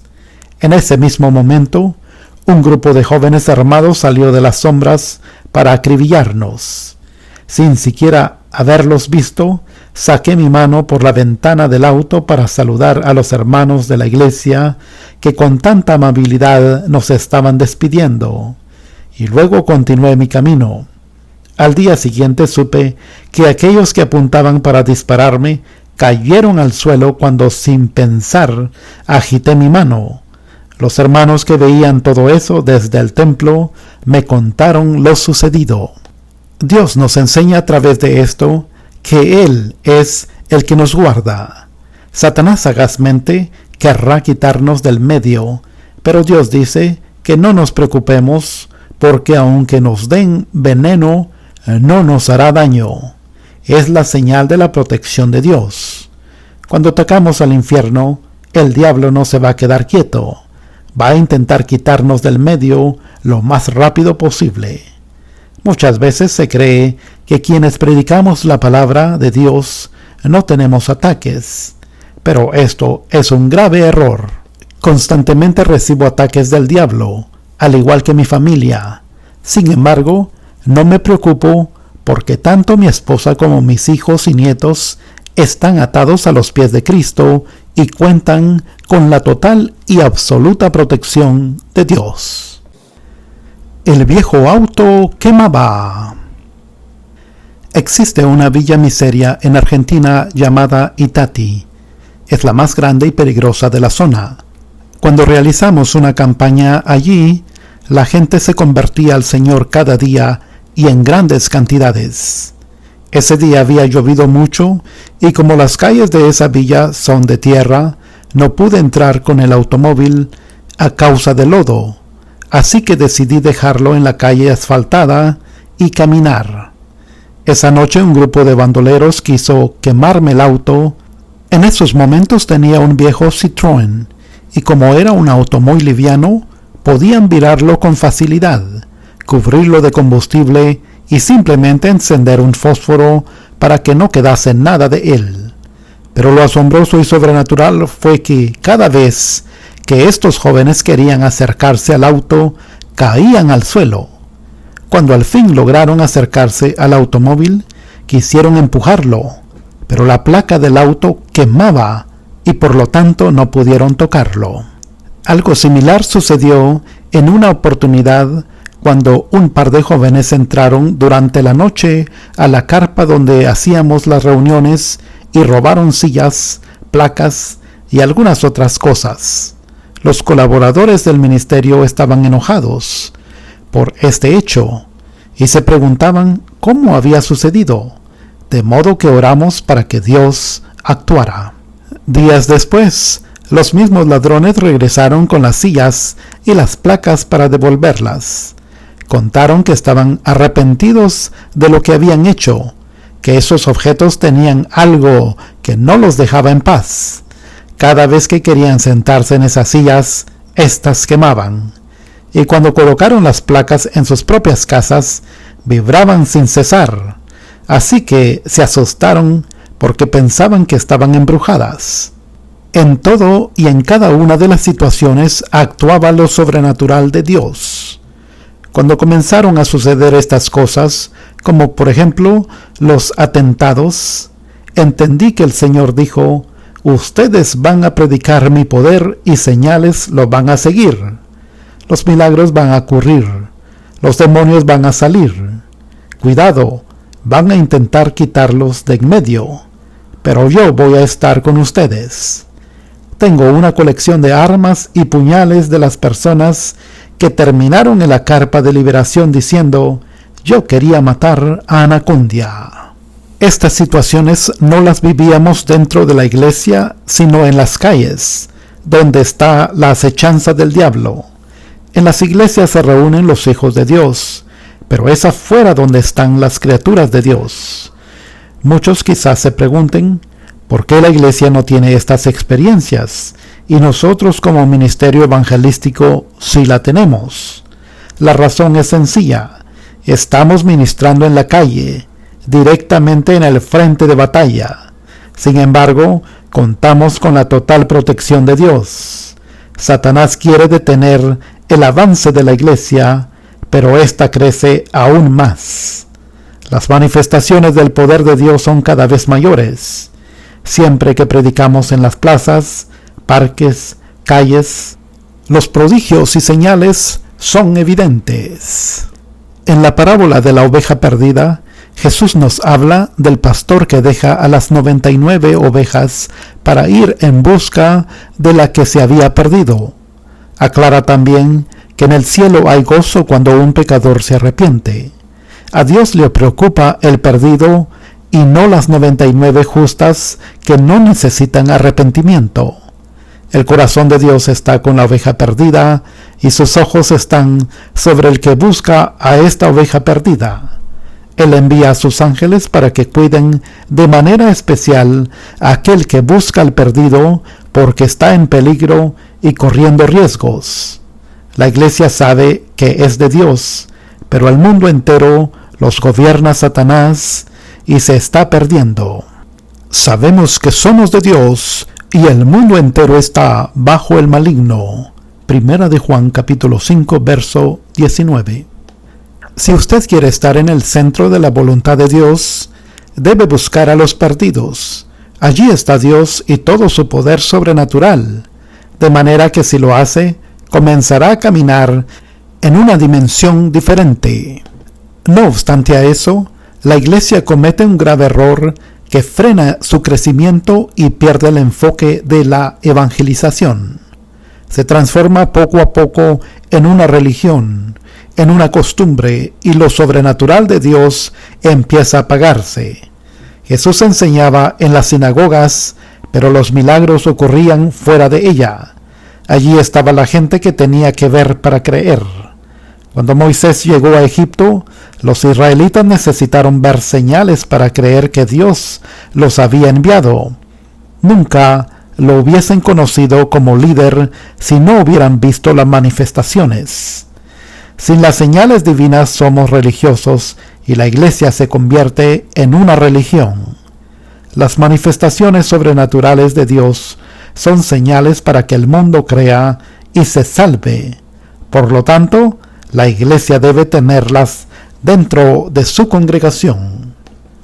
Capítulo 12. Guerra espiritual 1. El Dios sobrenatural. Los días 22 de cada mes se realiza un festejo especial en la iglesia tradicional oficial en la ciudad de Santiago del Estero, Argentina. Transcurría el mes de octubre de 1990 cuando los feligreses de aquella ciudad decidieron hacer una peregrinación con una imagen en alto.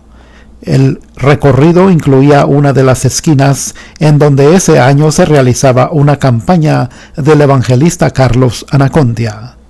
La procesión se llevó a cabo, pero algo sobrenatural y difícil de explicar sucedió. Las 4 personas que llevaban la imagen cayeron al suelo al llegar a la esquina donde se desarrollaba la campaña. Al mismo tiempo, algunos de los fieles seguidores también cayeron al suelo sin causa. En ese momento, el evangelista estaba orando para dar comienzo a la predicación. Las personas que vieron lo sucedido se asustaron porque no entendían lo que estaba ocurriendo. Dios estaba actuando con un propósito. Tal fue el susto que tenía el sacerdote a cargo de esa peregrinación, que mandó que llevaran la imagen a la iglesia para que no se dañara, a pesar de que la caja de cristal que la cubría quedó totalmente destruida. Algunas de las personas que cayeron al suelo terminaron en el hospital, aunque sin ningún tipo de diagnóstico, y otras en la carpa de liberación de la reunión. Muchos de los fieles a la imagen sintieron curiosidad por saber lo que sucedía en esa campaña, y como habían guardado la imagen en la iglesia y el recorrido había llegado a su fin, concluyeron escuchando la palabra de Dios en la campaña. Más tarde, cuando el sacerdote se da cuenta de lo sucedido, movió a todas las autoridades policiales para que suspendieran la campaña, pero no pudieron lograrlo. Las reuniones fueron una gran bendición para Santiago del Estero. 28,000 nuevas almas se salvaron y muchas también se sanaron.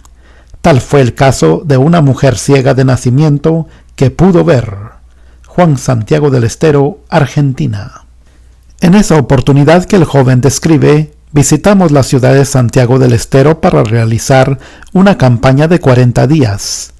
Con anterioridad a mi llegada, se había presentado en la ciudad un conocido sacerdote que practicaba la parapsicología y recorría los países latinoamericanos negando los milagros, las sanidades y diciendo que el demonio no existe. Al llegar junto con mi grupo de mensaje de salvación, parte de la iglesia oficial tradicional estaba entusiasmadísima, porque días atrás habían tenido a uno de sus máximos exponentes mundialmente famoso. Nuestra reunión se realizó en un predio al aire libre, punto exacto donde la iglesia oficial desplegó a un grupo de seguidores sobre la calle perpendicular a nuestra campaña abanderados con una imagen. Al llegar a unos 60 o 70 metros del lugar donde nos encontrábamos, giraron la imagen hacia nosotros, intentando de esta manera causarnos algún efecto. En ese mismo instante, las 4 personas que llevaban la imagen sobre sus hombros cayeron al suelo y detrás de ellos los que le seguían. Se armó un alboroto tan grande que la gente comenzó a rodear el lugar. Los que estaban en sus autos y veían a las personas en el suelo pensaron que había ocurrido un accidente y muy pronto dieron aviso a las ambulancias. Algunos camilleros que trabajaban en nuestra campaña, al darse cuenta de lo sucedido, fueron a ayudar. Al final, la mitad de las personas que formaban parte de la profesión terminó en el hospital sin daño alguno y la otra mitad en la carpa de liberación. Si usted me preguntara qué sucedió en ese momento, solo le podría responder que hubo un enfrentamiento de fuerzas espirituales. En ningún instante pasó por nuestras mentes querer molestar a estas personas. pero por lo visto ellas estaban preocupadas por el desarrollo de nuestra campaña en esa ciudad. Tal vez pensaron que de esa manera lo notaríamos mejor, pero quedó comprobado que eso fue algo más que un simple intento. En el aire se estaba librando una guerra espiritual constante, luchando por las almas.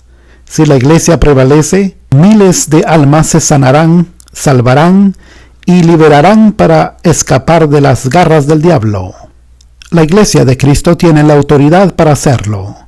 Dios nos ha entregado ciudades, naciones, pueblos y aldeas. Nosotros, como iglesia, debemos usar la autoridad que Dios nos ha dado. De nada sirve no tener en cuenta que el diablo es nuestro enemigo y adversario. Hay muchos creyentes que ni siquiera lo quieren nombrar y dicen: yo no hablo de Satanás, pero esto no ayuda en absoluto. Jesús lo nombró, lo enfrentó, lo echó y le quitó la autoridad. Mientras nosotros lo pasemos por alto, él estará como león rugiente buscando a quien devorar. Por eso lo vemos destruyendo ministros, ministerios e iglesias. El apóstol lo dijo de la siguiente manera: sabemos que somos de Dios y el mundo entero está bajo el maligno. Primera de Juan capítulo 5 verso 19. Cuando leemos el mundo, quizás nos parezca muy general. Sin embargo, la Biblia también nos aclara tal concepto: el que no es conmigo, contra mí es, y el que conmigo no recoge, desparrama. Mateo capítulo 12, verso 30. Así que, en el mundo hay dos clases de personas: los que son de Dios y los que no lo son. Sabemos que en la tierra abundan quienes no son de Dios, y nuestra misión es llegar a ellos para que lo conozcan y el poder de la palabra los transforme. Entiendo que ha llegado el tiempo que debemos poner en acción esa autoridad que Dios nos ha dado. Sin embargo, muchas veces cuando intentamos caminar por nuestra propia cuenta, el Espíritu Santo de Dios nos toca el hombro y nos dice: ¿por qué no dejas que yo vaya adelante? Pero en realidad no queremos escucharlo. Ojalá pueda entender cuán grandes cosas quiere hacer Dios con su vida y con su ministerio. Él tiene un propósito específico para cada uno de nosotros. Por tanto, tenemos que ser receptivos y dejar que Dios nos use para el engrandecimiento de su obra. Muchos jóvenes se preguntan: hermano Carlos, ¿qué hizo usted para que Dios le diera este ministerio? Y les respondo: los dones son regalos de Dios y como tales no se pagan. Dios los entrega a su iglesia para darles su gracia. Todo lo que pude hacer para que Dios me bendijera, como por ejemplo orar y ayunar, lo hice, para que Él me fortaleciera y me diera valor para resistir a quien en ese momento no conocía mucho, el diablo. Pero creo que a Dios no tenemos que pagarle por lo que quiere darnos. Él desea ungirnos, darnos gracia, todo como un regalo del cielo, para que usted pueda hacer la misma obra que Jesús hizo aquí en la tierra. El primer paso que un cristiano debe dar para agradar a Dios es tener una verdadera conversión y consagración a Él. En realidad, esto no es fácil. Debido a diversas situaciones que hacen que el hombre pierda la bendición de Dios, muchas veces queremos que el Señor nos dé, pero no estamos dispuestos a entregarle lo que Él nos pide. Hace algún tiempo leí una anécdota que nos lo ilustra. Un niño le dice a su padre: «Papá, ¿puedes arreglarme este camión?». El padre tomó en sus manos el juguete, lo revisó y le respondió al pequeño: «Hijo, si me das las piezas que le faltan a este camión, lo arreglaré». «¿Y qué le falta?», respondió el niño. «Le falta una rueda, el parachoques y la puerta. Si me das todas estas piezas, lo arreglo». El niño fue al cajón de los juguetes y allí encontró casi todo, pero le faltaba una rueda. Después de mucho rebuscar, la encontró. El papá pudo reparar el juguete y el hijo quedó muy contento. Si le dice a Dios: Señor, quiero que me uses, quiero que pongas en orden mi vida, quiero tu unción, Él nos demandará a cambio cosas que aún no le hemos entregado. Cuando lo hagamos, Él podrá usar nuestras vidas. Cuando usted camina en la perfecta voluntad de Dios, las cosas ocurren sin que sea necesario preocuparse. Un día fui al hospital a orar por un enfermo. En la cama de al lado había otra persona a punto de morir, pero no sabía nada de eso. Oré por la persona que había ido a visitar y se sanó, pero lo sorprendente fue que después que salí del hospital, el hombre que estaba casi muerto en la cama contigua se levantó y se produjo un gran alboroto en la sala debido a este milagro. No supe nada de lo que había ocurrido hasta que algunas personas que presenciaron los hechos me lo contaron tiempo después. Cuando caminamos en el plan de Dios, las cosas ocurren. Qué importante es la unción. Lo más hermoso que Dios puede darnos es la unción y el poder del Espíritu Santo. Si uno está en la sintonía de Dios, las cosas ocurren sin que nadie haga nada. La unción es un regalo de Dios para todos los que en obediencia le buscan.